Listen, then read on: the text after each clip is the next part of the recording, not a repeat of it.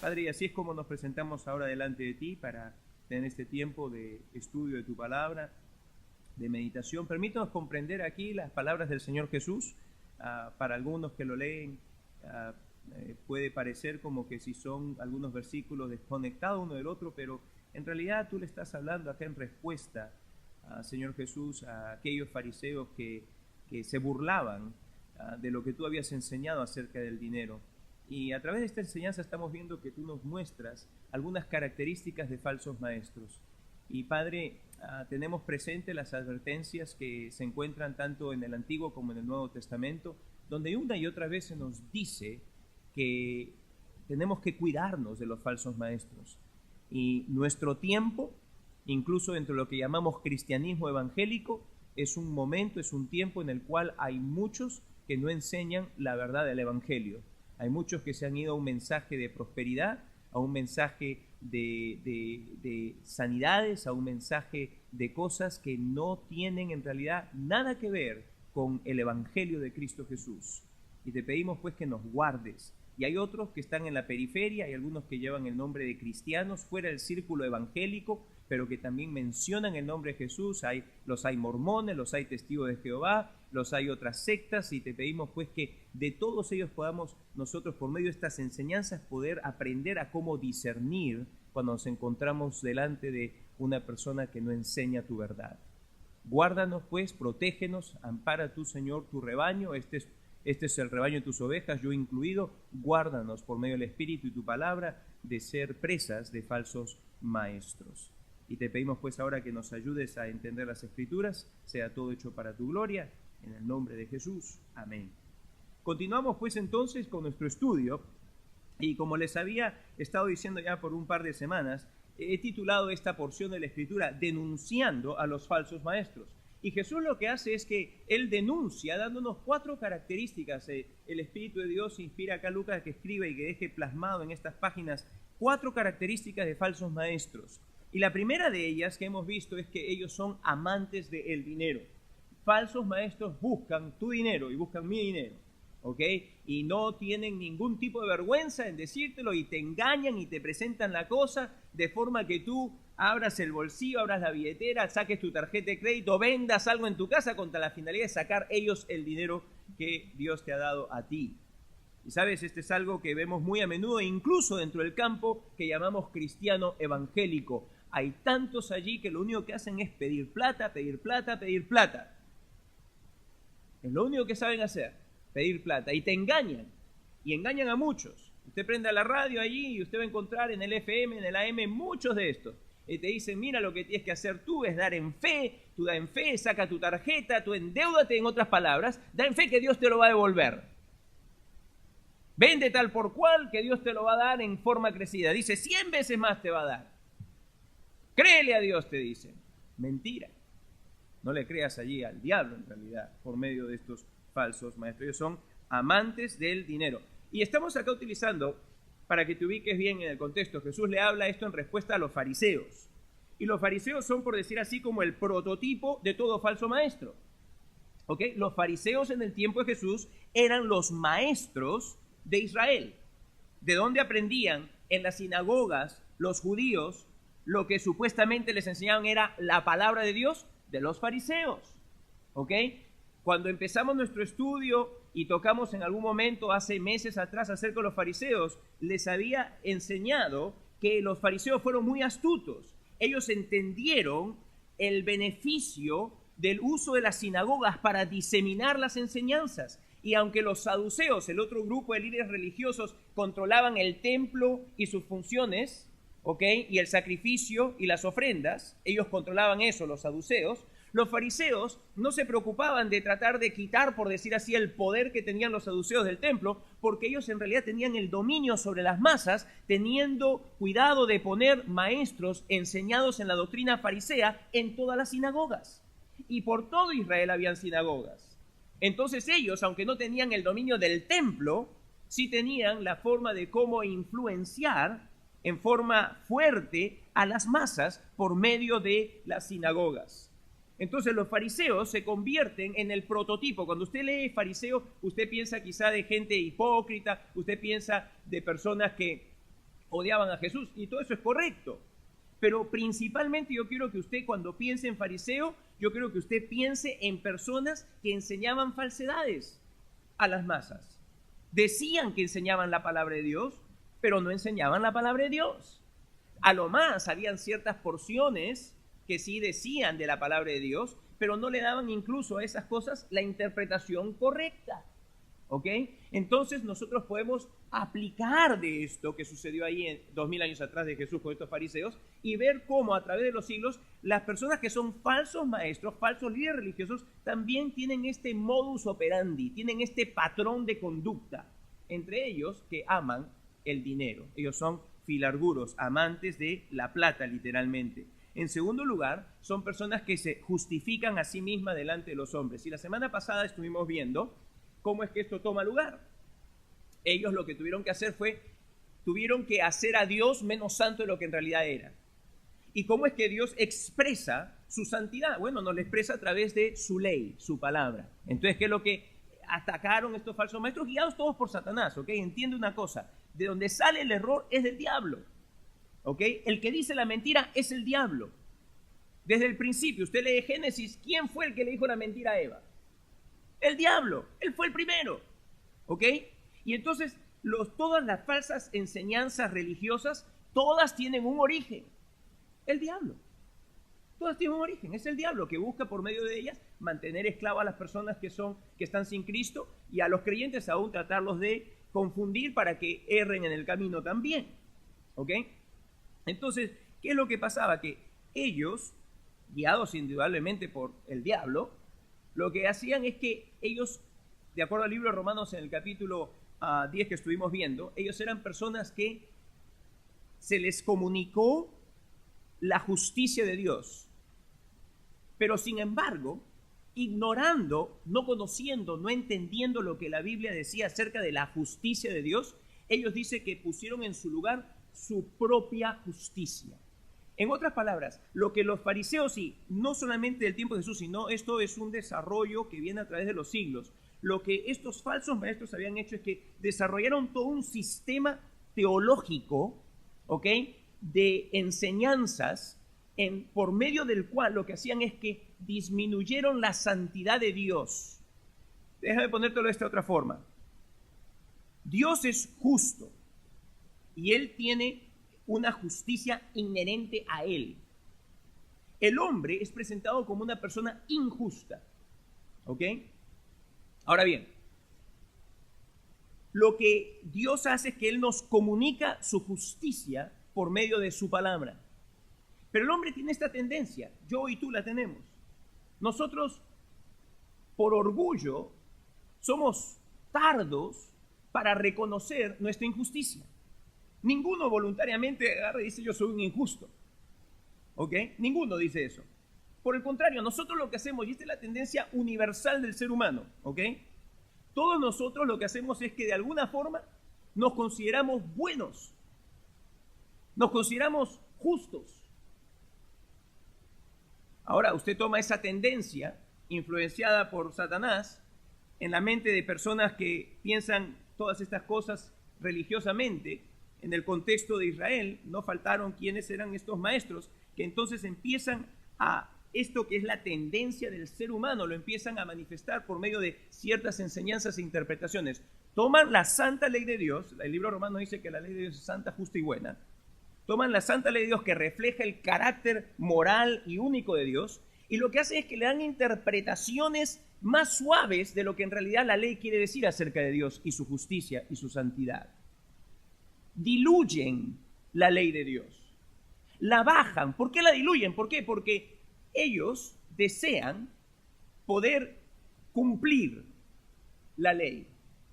Lo que hacen es que ellos idean todo este sistema teológico de forma que entonces ellos dicen estar cumpliendo la ley, pero en realidad no están cumpliendo la ley. Lo único que están haciendo es cumplir la interpretación que ellos le han dado convenientemente a esa ley.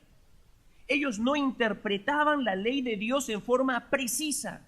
Ellos diluían, disminuían, ellos en realidad depreciaban. No es que despreciaban sí, pero depreciaban, le quitaban en realidad en forma sustantiva el valor a la ley de Dios.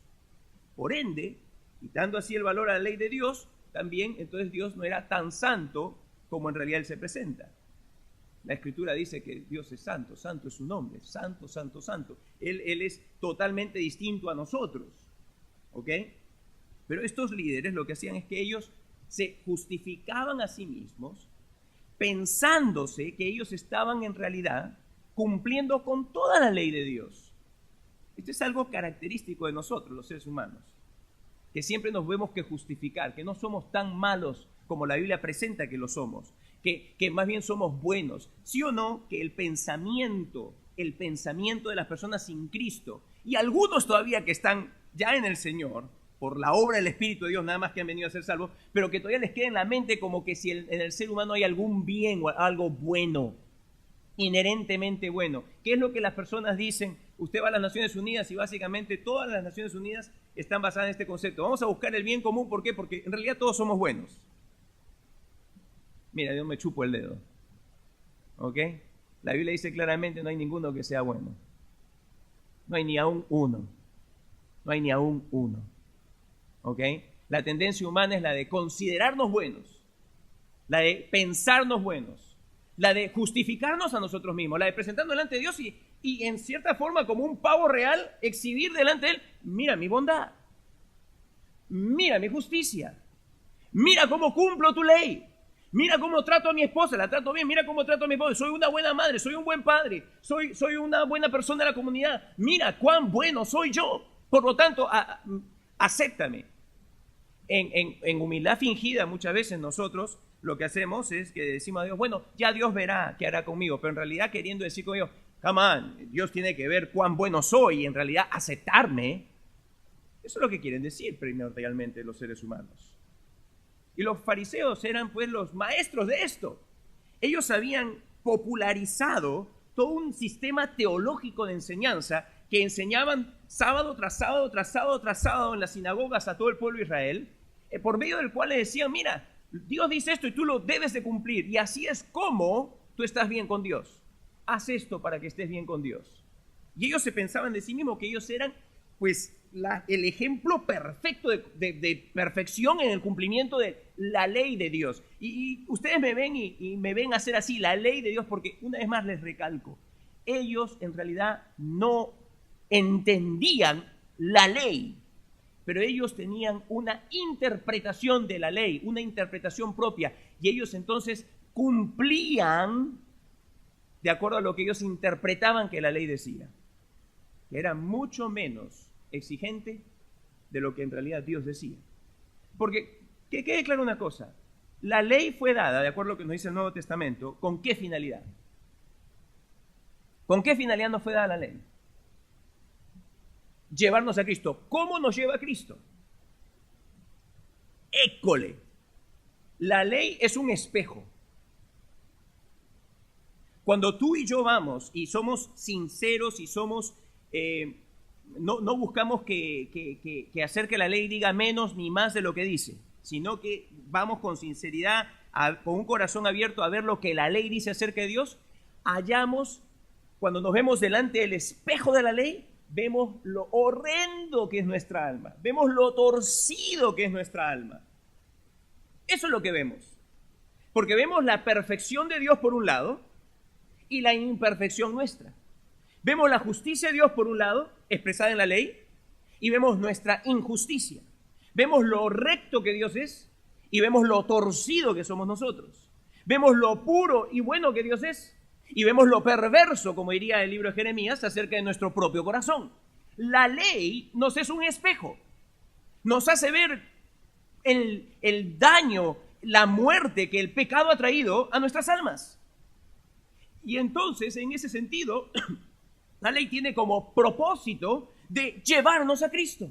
¿Por qué? Porque nos lleva a ver que ahí no está the beauty, ahí no está la hermosa persona que yo pienso que soy, sino que ahí está the beast, ahí está la bestia pecadora.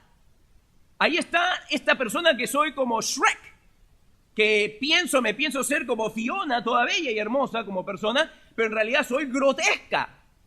¿Ok? Así es como la ley nos hace ver. La ley nos hace ver de tal forma que por primera vez en realidad, cuando no es diluida, ¿ok? La ley de Dios que expresa la santidad en forma comprensible para nuestras mentes, ¿ok? Cuando vemos la ley de Dios en una forma que no está diluida, podemos ver en realidad 20 sobre 20 por primera vez acerca de nuestras almas. Almas, como diría el Antiguo Testamento, pecadoras. Ahora, ¿lo hace con la intención de llevarnos a la depresión y dejarnos ahí? No, lo hace con la finalidad de que de esa forma entonces pueda estar abierto, o que podamos ver cómo Dios ha abierto por su gracia la puerta que es Jesús para obtener salvación. Porque Jesús es la puerta y Jesús es el camino. ¿A qué? A la vida. Entonces la ley, en ese sentido, cuando la entendemos claramente, nos es un ayo, o estos esclavos que servían de maestros, tutores para llevar a niñitos, nos es un ayo para llevarnos a Cristo. Nos es un ayo. La ley es santa, justa y buena, como dice la palabra. Pero los fariseos habían totalmente desfigurado, por medio de una interpretación falsa, el verdadero sentido de la ley. Ellos tenían un sentido diluido, y entonces a eso que ellos interpretaban, a eso ellos se aferraban que estaban guardando, y entonces se justificaban así mismo. Pero vosotros sois los que os justificáis, dice, delante de los hombres, le dijo Jesús. Mas Dios conoce vuestros corazones. Más Dios conoce vuestros corazones. Porque lo que para los hombres les es sublime, dice, para Dios les es abominación. Todo ese orgullo y toda esa jactancia que, los hombres como alaban, hay veces eso, ese orgullo, esa jactancia, esa bondad supuesta. Dice, todo lo que los hombres, por vuestras enseñanzas mismas, alimentados por vuestras enseñanzas mismas, piensan que es sublime, dice, Dios lo encuentra detestable. Abominación. Así que ese segundo punto yo quería recalcarlo. Y permítame cubrir el tercer y cuarto punto. Tercera y cuarta marca que nos ayuda a discernir falsos maestros. La tercera es que rechazan el mensaje del Evangelio del Reino. Y la cuarta es que no respetan en realidad la ley de Dios. ¿Ok? Y si usted los ve, están encadenados. Aman el dinero, se justifican a sí mismos delante de los hombres, rechazan el mensaje del Evangelio del Reino y no respetan la ley de Dios. Vamos a cubrir pues entonces el tercero. Personas que rechazan el mensaje del Evangelio del Reino. Versículo 16, dice así, y la ley y los profetas eran hasta Juan, desde entonces el reino de Dios es anunciado, y todos se esfuerzan por entrar en él. ¿Ok? De aquí es donde vamos a ver que ellos rechazan el Evangelio. No, parece ser algo no muy claro, no muy a la luz, pero síganme por favor, miren. Los fariseos en realidad rechazaban el mensaje del Evangelio del reino. Ellos rechazaban el mensaje del Evangelio del reino. ¿Qué significa la palabra evangelio? ¿Qué significa la palabra evangelio? Muy bien. Cosas elementales que son necesarias, a veces las utilizamos mucho, ¿no? El evangelio, el evangelio, el evangelio, el evangelio. No sabemos a veces, ¿no? Vamos aprendiendo, ¿ok? Que quede grabado. ¿Qué es evangelio? Evangelio son las buenas nuevas. Ellos rechazaban las buenas nuevas del reino de Dios. Ellos rechazaban las buenas nuevas del reino de Dios. ¿Y dónde sacamos esto? Antes de adentrarme en este versículo 16, la ley y los profetas eran hasta Juan, desde entonces el reino de Dios es anunciado y todos se esfuerzan por entrar en él. Antes de ir hacia ello, quisiera aprovechar la oportunidad para poderte enseñar algo de cómo ver el Antiguo y el Nuevo Testamento. ¿Ok? Es necesario que tú, conforme va pasando el tiempo y que eres un cristiano, que vayas creciendo en tu entendimiento teológico de las Escrituras para que puedas cada vez más comprender más lo que el Señor está diciendo, ¿ok?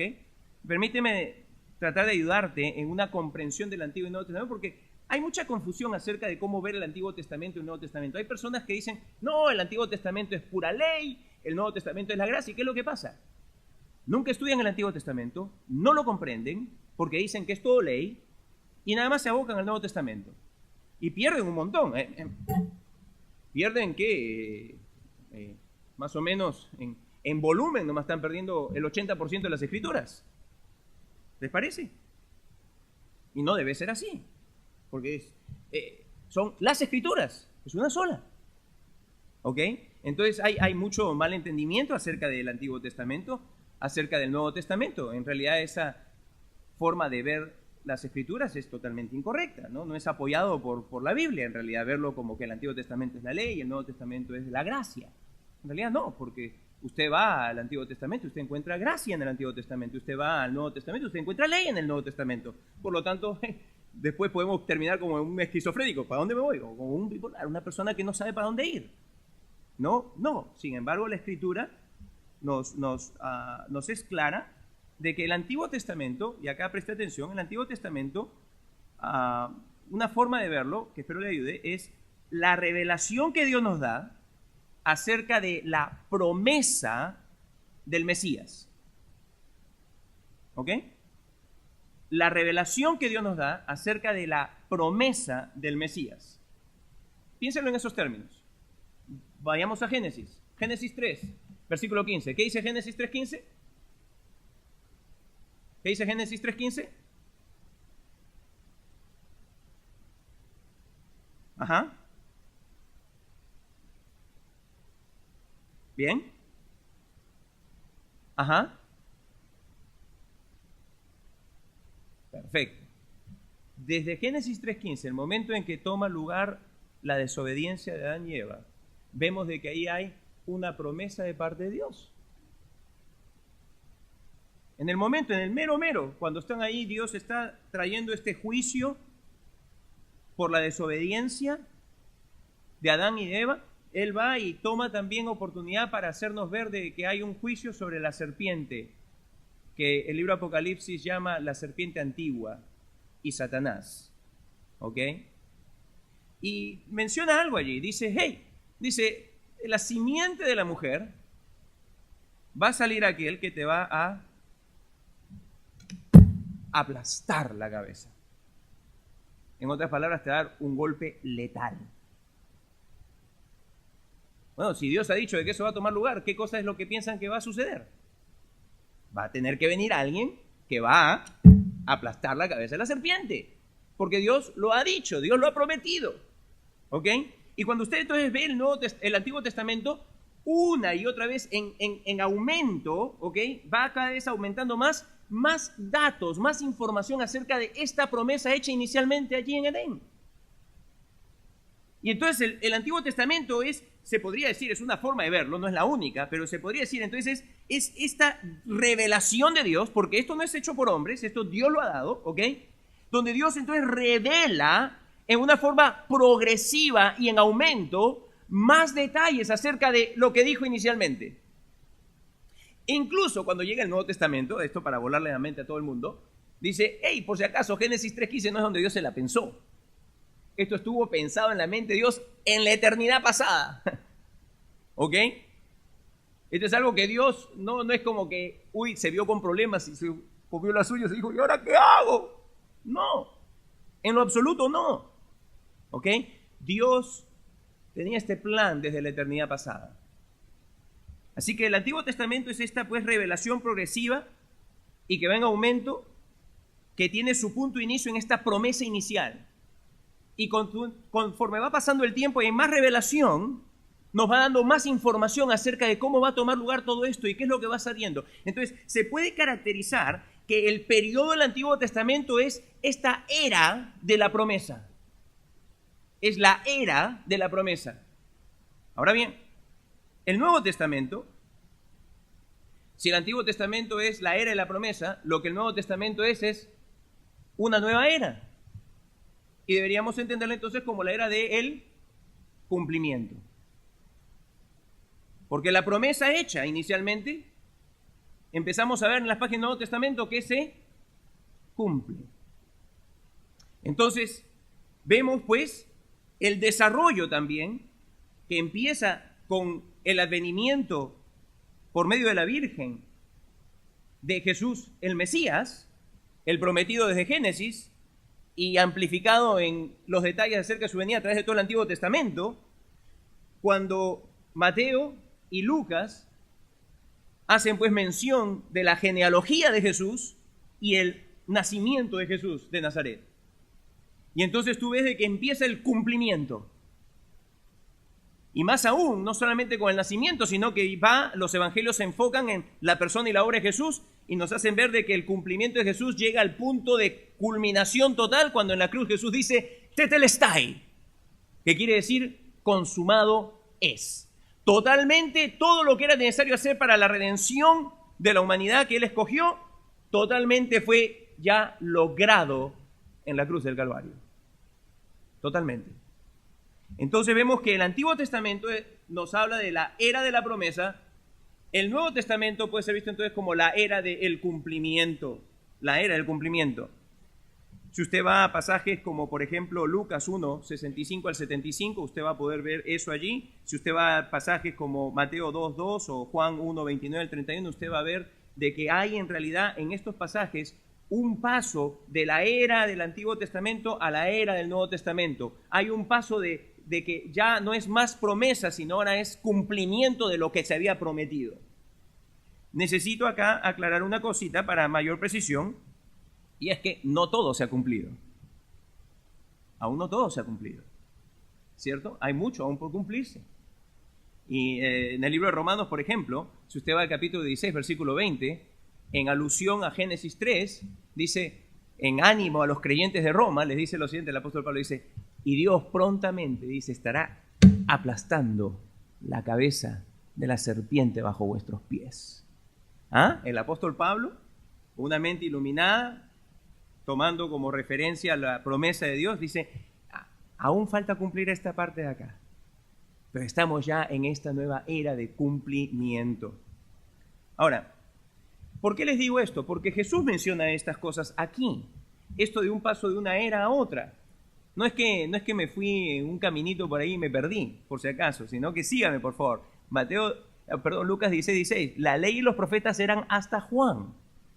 Jesús está diciendo, la revelación del Antiguo Testamento, de la promesa, dice, tienen un punto donde para la cosa. Donde para. El que para la cosa es Juan el Bautista. Jesús claramente dijo que él era el más grande de los profetas y se refería a esta dispensación antigua de esta era de la promesa. ¿Ok? Juan el Bautista viene a ser, y esto lo hemos estudiado también, Juan el Bautista viene a ser ciertamente el más grande de todos los profetas. ¿Por qué? Porque él tuvo un papel único en realidad. Había un paso monumental que estaba tomando lugar. Todo hasta el momento antes de que Jesús viniese, todo había sido solamente promesa. La promesa de un Salvador, de que Dios va a enviar, Dios lo va a enviar, Dios lo va a enviar, Dios lo va a enviar. Pero pasaron desde el momento en que empezaron a recibir la promesa miles de años y todavía no llegaba. Pero entonces hace su aparición Juan. Y entonces el personaje Juan es un personaje en realidad monumental porque él es el encargado de hacer conclusión, de traer a conclusión esta era de la promesa y de inaugurar esta nueva era, esta nueva era del cumplimiento. Y él entonces se presenta como el heraldo del Mesías, aquel que iba delante, como en los tiempos antiguos, delante del rey que estaba por venir. Él iba anunciando, ha llegado el rey, ha llegado el Mesías, ha llegado el rey. Entonces Juan tenía este papel fundamental de este cambio monumental en la historia, de pasar de la promesa hacia el cumplimiento. Él es este heraldo, como menciona Lucas 1, 75 al 80 y en Juan 1, 29 al 34. Así que Juan llega a jugar un papel único en el plan de Dios. Por un lado, Juan es el último mensajero de la era de la promesa, y por otro lado, el mismo Juan es el primer mensajero de la era del cumplimiento. Y eso es lo que Jesús está diciendo. La ley y los profetas eran hasta Juan, dice. Y ahora que él ha llegado y que empieza esta nueva era, entonces Jesús dice, desde entonces, ahí hay un cambio, ¿usted lo ve? Ahí hay un cambio, ahí hay una diferencia. La era de la promesa llegaba a su fin, ahora es la era del cumplimiento. Dice, desde entonces, de que Juan ha venido anunciando esto, dice, el reino de Dios es anunciado. Aquí es donde llegan las buenas nuevas. Las buenas nuevas son de que el reino ya llegó. El reino ya llegó. El rey ha venido. El Mesías ha venido. ¿No fue eso lo que leemos en Juan cuando dice, he aquí el Cordero de Dios que quita el pecado del mundo? Alégrense todos porque la promesa se está cumpliendo. Aquí está Jesús, el que quita el pecado del mundo. Más adelante Juan también es el que escribe y dice que la sangre de Cristo su Hijo nos limpia de todo pecado. Así que vemos aquí de que Juan tiene este papel fundamental y que Jesús aquí está hablándole a ellos y les dice, mira, dice, la era de la promesa ha venido a su fin. Juan ha venido ahora anunciando, ahora se está iniciando algo, desde entonces se viene anunciando el reino de Dios. El cumplimiento. Ahora bien, ¿qué es lo que pasa? Los fariseos aceptaron o rechazaron el mensaje de Juan. Lo rechazaron. En la mente de los fariseos, si Juan era de Dios, en la mente de los fariseos, si Jesús era de Dios, ¿a quién debían haber venido primeramente? ¿Quiénes eran los guardianes de la ley? ¿Quiénes eran los maestros del pueblo? ¿Quiénes eran los que estaban viendo que llevar al rebaño de Israel a Jehová? ¿Quiénes? Los fariseos. Ellos eran sus líderes. En la mente de los fariseos, entonces, si Juan era de Dios, Juan debía haber venido y felicitar a los fariseos y decirles, compadres, ustedes son lo mejor. Gracias a Dios por ustedes. Porque ustedes son los que han mantenido a Israel atento a la venida de su Mesías. Pero sin embargo, Juan, cuando vienen los fariseos, le dice, ¡hey, víboras! ¿Se recuerdan? ¿Quién os enseñó a ustedes a huir, a escapar de la ira venidera? No penséis dentro de vosotros mismos decir, a Abraham tenemos por padre.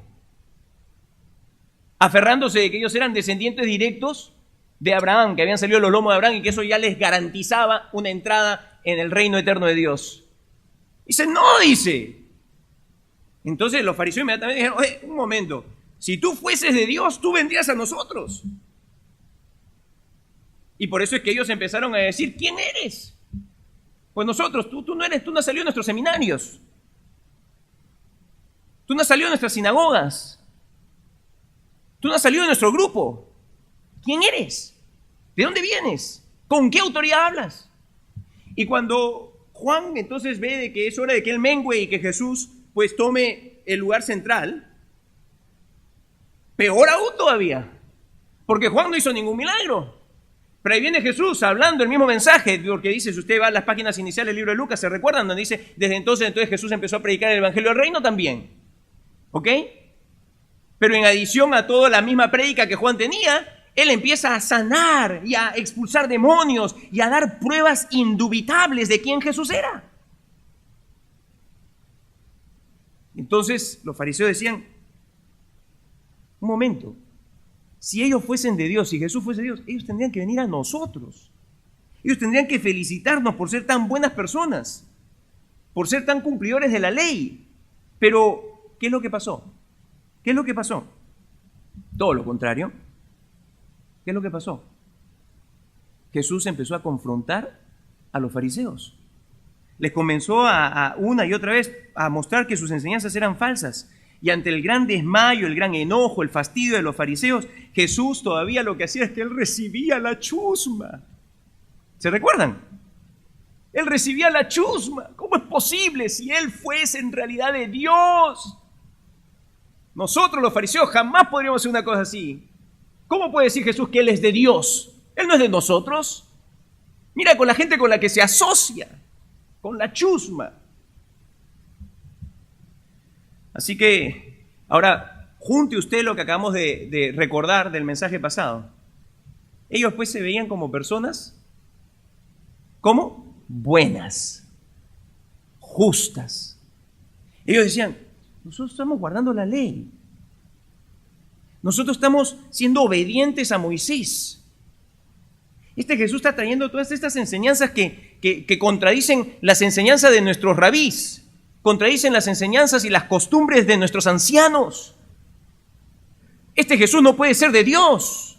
Este Jesús es un enemigo de Dios. ¿Se recuerdan? Si regresan a Lucas 13 Y disculpen, por tiempo es que no voy a todos estos pasajes, porque si no me encantaría poder ir y mostrarles, pero vayan a Lucas 13, al principio donde Jesús hace esta sanidad en la sinagoga. ¿Y qué es lo que pasó? Porque sanó una mujer en la sinagoga en día de reposo. El principal de la sinagoga agarró y dijo, se paró ahí medio amargo, medio enojado, dijo, hay 6 días para ser sanado.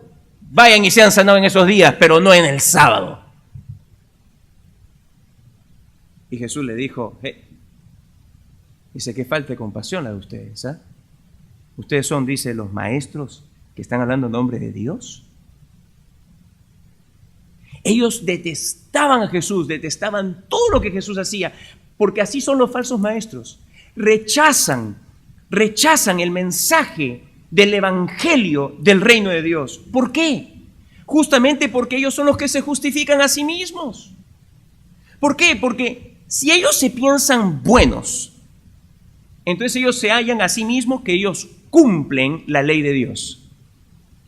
Si tú te piensas bueno y tú te piensas que estás haciendo lo que Dios quiere, ¿te pasa por la mente que tú necesitas gracia? ¿Ah? ¿Te pasa por la mente que tú necesitas misericordia? ¿Ah? ¿Te pasa por la mente de decir, yo necesito gracia de Dios, yo necesito misericordia de Dios porque soy un vil pecador? ¿Te pasa eso por la mente? ¡No! Y estando metido en ese sistema de religión falsa, día tras día, autoengañándose y sellando cada vez más conforme pasan los días, yo soy bueno, yo estoy haciendo lo que Dios me dice, yo estoy cumpliendo con la ley de Dios. ¿Usted cree que en algún momento le puede pasar a esa persona, oye, me doy cuenta que me quedo corto, que necesito de Dios? ¿Usted cree que ellos pensaban así? Jamás. La gente que está metida en la falsa religión, por lo general está esclavizada a un sistema de hacer cosas que lo lleva a esa persona a pensar que está haciendo lo que Dios quiere y por lo tanto jamás se da cuenta de que lo que necesita es gracia, de lo que necesita es misericordia. Vea usted ahí a un testigo de Jehová, va tocando la puerta. ¿Qué le estás haciendo? Tú le preguntas al testigo de Jehová, el testigo de Jehová te va a decir, estoy haciendo la voluntad de Jehová. ¿Y para qué estás haciendo la voluntad de Jehová? Porque yo quiero llegar al paraíso. Y Jehová ha mandado que vayamos y que le digamos a la gente, y yo estoy cumpliendo esto. ¿Usted se da cuenta? Esta persona está autoengañada, está siendo engañada día tras día, pensando que si hace la voluntad de Dios, y le han dicho que la voluntad de Dios es que vaya, que toque puerta y que proclame el evangelio del reino, en su interpretación, ¿ok? Que entonces ellos están asegurando una entrada en el paraíso. En el paraíso. No el cielo, dicho sea de paso, porque los pobres están tan ciegos que le dicen que solamente 144,000 de los escogidos y ninguno de ellos puede llegar a pensar que pueda obtener el cielo, a lo más el paraíso terrenal. Y usted por eso va a ver de que los testigos de Jehová lo que hacen es una y otra vez le hablan acerca del paraíso que Dios va a traer acá a la tierra, del paraíso terrenal, etcétera, etcétera, etcétera. Pero no importa, usted piense incluso en alguna religión que no sea cristiana, que no mencione el nombre de Cristo.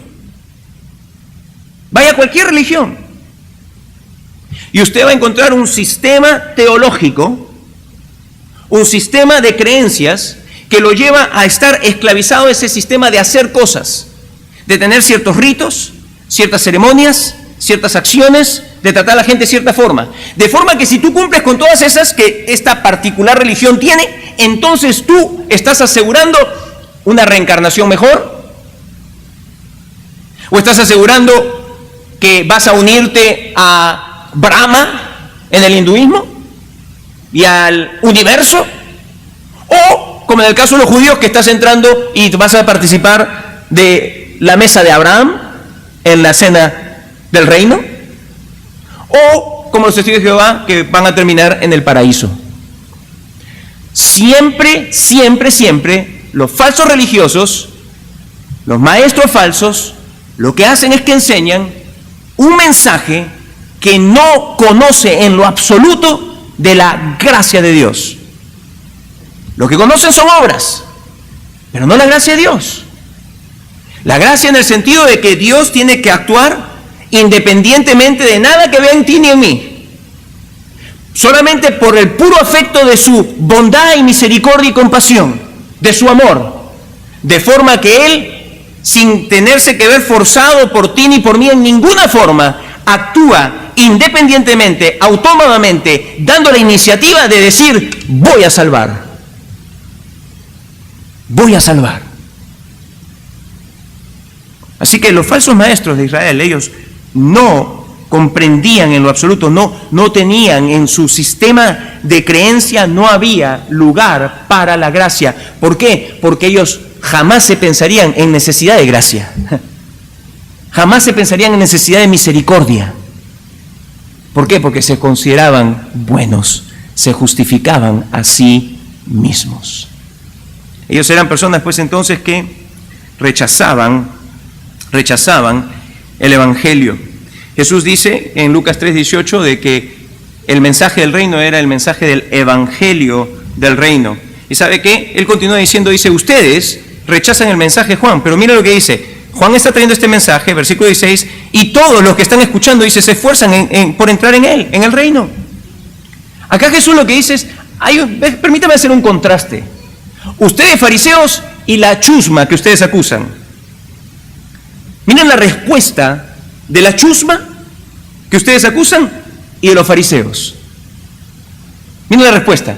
Dice, ustedes, no es de Dios, que soy del diablo, que soy de Belcebú. ¿Cierto? Eso es lo que usted dice a mí. Pero miren la chusma, lo que ustedes llaman la chusma. Dice, se esfuerzan por entrar. Se esfuerzan por entrar. El Espíritu de Dios estaba obrando en ellos de forma que ellos podían darse cuenta, sí, hemos pecado contra Dios. Y necesitamos gracia y misericordia de Dios. Dice, ellos se esfuerzan por entrar. Esta frase, se esfuerza por entrar, es una frase interesante, porque quizá puede darle la idea de que es en alguna forma por obras, por esfuerzo humano, pero no, de ninguna forma. Jesús jamás se contradeciría y Él declaró lo que declaró. Él dijo, la gente, al mensaje de Juan dice, se esforzó por entrar. Y debe ser entendido una vez más a la luz de lo que Jesús mismo ha dicho. En Lucas 9, y les traigo una vez más a memoria este pasaje, donde Jesús dice, es necesario que el que quiera venir en pos de mí, se niegue a sí mismo. Se niegue a sí mismo, muera a todo. Esté dispuesto a tener una entrega total, sin ningún tipo de reservas, a mi ser. Y en ese sentido, la verdad, desde un punto de vista humano, la Escritura jamás nos dice de que la salvación es aparte de la decisión voluntaria, personal del individuo de recibir el mensaje del Evangelio y de creerlo y de responder ante él. La Biblia lo que dice es que Dios es el soberano en la salvación. Dios es el que incluso, como diría el libro de Efesios, nos concede el don del arrepentimiento y la fe, pero la Biblia también es clara que la respuesta humana es la de arrepentimiento, es la de negación de sí mismo, es la de venir al Señor y decirle, Señor, aquí estoy, por favor, ten de mí misericordia, un pecador. Como el publicano que se golpea y decía, Señor, sé propicio a mí. Donde el pecador entonces va y voluntariamente, de corazón, le confiesa esto al Señor y le dice al Señor, con fe en el corazón, Señor, tú eres el único que me puede salvar. Y en ese sentido es que Jesús está hablando aquí. Los pecadores, dice, la chusma, como ustedes lo ven, ellos escucharon el mensaje de Juan y dice, y se están esforzando, están negándose a sí mismos. Pues, mire, déjeme decirle, yo me recuerdo mi salvación. Yo no sé la de ustedes, pero al menos en mi salvación, por un instante, yo pienso, qué tonto de mi parte, ¿no? ¿Cómo es? Pero así es el pecador, así soy yo. Y quizá pienso que usted también. ¿Cómo somos de que a veces nos podemos considerar, ¿cierto?, de si queremos en realidad dejar esa vida de pecado? Y la verdad es que como que, en cierto sentido podemos decir que nos cuesta dejar la vida de pecado. Por decir así, de decir en ese instante en el que el Espíritu de Dios está trayendo convicción sobre ti, sobre mí, de decir, hasta aquí no más, no más. Y como que en ese sentido no es una decisión que sale automáticamente, ¡yay! No. Como que en mi caso, yo me acuerdo que fue una batalla, tomó segundos, pero fue una batalla real en mi alma. ¿Lo hago o no lo hago? ¿Lo hago o no lo hago? Pero con una velocidad más rápida que la luz, en mi mente pasaba por todo lo que hoy tendría que abandonar. Y en ese sentido es que Jesús habla acerca de negarse a uno mismo, de morir, esforzarse. No es nada humano, no se trata de una obra, no es que Dios está dando algún tipo de valor, tú te has esforzado, por lo tanto, por tu esfuerzo te voy a dar salvación. No, sino que está presentando nada más, por decir así, el aspecto de la respuesta que hubo. Por un lado, la respuesta de los fariseos, estos son del diablo, tenemos que sacarlo de acá. Pero por otro lado, la respuesta de la chusma, de los pecadores, los publicanos, las rameras, todos ellos, inmediatamente, ¿qué debemos hacer? ¿Qué debemos hacer? Señor, ¿qué podemos hacer? Así que los fariseos rechazaron el mensaje del Evangelio del Reino, porque considerándose a sí mismos justos y rectos, ellos eran ciegos a su real falta de justicia, y por tanto ciegos a su necesidad de gracia y misericordia. ¿Sabes? Doy gracias a Dios que muchos de los que estamos aquí presentes hemos venido a reconocer, por la obra de Dios solamente, y a Él sea la gloria, nuestra necesidad de gracia y de misericordia. ¿Es sí o no? ¿Eres salvo? Sí. ¿Puedes jactarte de ello? No. Lejos esté de mí jactarme de ello. Lejos esté de mí el decir, soy salvo porque yo hice tal o por cual cosa, o pensar que estoy salvo porque yo predico la palabra, o porque yo voy y toco puertas, o porque yo voy y llevo el evangelio a las casas. No. Cuán grande es Dios, que a pesar de todo lo que he sido y todo lo que he hecho, me ha perdonado. Dio a su Hijo, no porque Él vio que yo iba a hacer algo bueno, no porque Él vio que yo era bueno, porque no lo era, y me lo dijo en mi cara, sino porque por su misericordia, por su compasión para con nosotros, cuando no nos lo merecíamos. Como cuando dice el libro de Romanos, el capítulo 5, siendo aún enemigos, teniendo aún esta mente enaltecida contra Él, en oposición a Él, dándole la espalda conscientemente a Él, Cristo murió por nosotros, para darnos salvación. Y sabes, en esta mañana, permíteme terminar diciéndote lo siguiente: si esa todavía no es tu realidad, hoy ven a Él. Hoy ven a Él. Su deseo es darte vida eterna, vida nueva, el día de hoy. Si por la obra del Espíritu de Dios, al estar escuchando todas estas cosas, y perdóname, trato sinceramente de ser lo más claro posible. A veces me doy cuenta que se me enreda la lengua y no soy tan claro como debiese o pudiese ser. Pero si por la obra del Espíritu de Dios, a pesar de todos los tropiezos que yo puedo traer a tu entendimiento, si de todas maneras el Espíritu de Dios te ha hecho entender tu necesidad y te ha hecho palpar en tu alma tu necesidad de gracia y misericordia, mira, ven a Él. Y dile en esta tarde: Señor, aquí estoy, te entrego mi vida, perdóname, límpiame. No comprendo mucho más, pero lo que entiendo que me estás llamando. Y que si vengo a ti, tú no me vas a rechazar. Y que lo que necesito es que te necesito a ti, el único que me puede dar la gracia y la misericordia y el perdón que yo necesito. Sálvame, sálvame. Díselo. Vamos en oración al Señor. Padre, venimos a ti en esta mañana para pedirte por aquellas almas que tú estás llamando, por aquellas almas que el Espíritu de Dios está redarguyendo aún en este mismo instante, para que ellas respondan: sálvame, Señor Jesús, sálvame, sálvame, sálvame. Me consideré bueno hasta este día, me consideré buena, me consideré justo, me consideré justa, pero me doy cuenta que no lo soy. Cuando me veo ante el espejo de tu ley, me doy cuenta que me he quedado corto, porque soy torcido. Mi corazón no es recto para contigo. Perdóname.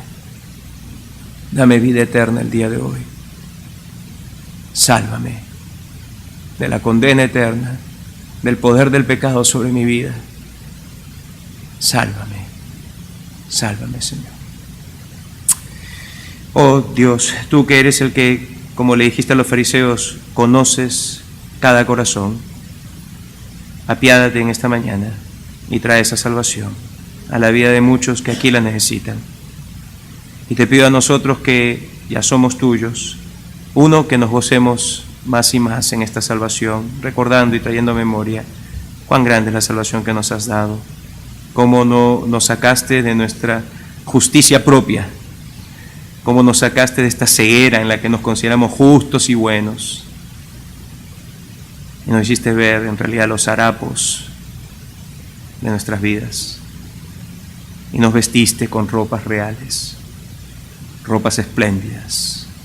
La palabra dice que estamos vestidos con la justicia radiante de Cristo Jesús. Bendito Dios, alabamos y bendecimos tu santo ser en esta mañana, y te damos a ti la gloria, la honra, hoy y por siempre. Bendice a tu pueblo, bendice tu iglesia, bendice cada hogar, cada familia, cada matrimonio, cada hijo e hija. Bendice, Padre, de forma que andemos en el poder de tu Espíritu, guiados por tu palabra, cada día en la gracia en la cual estamos firmes. En el nombre de Cristo Jesús.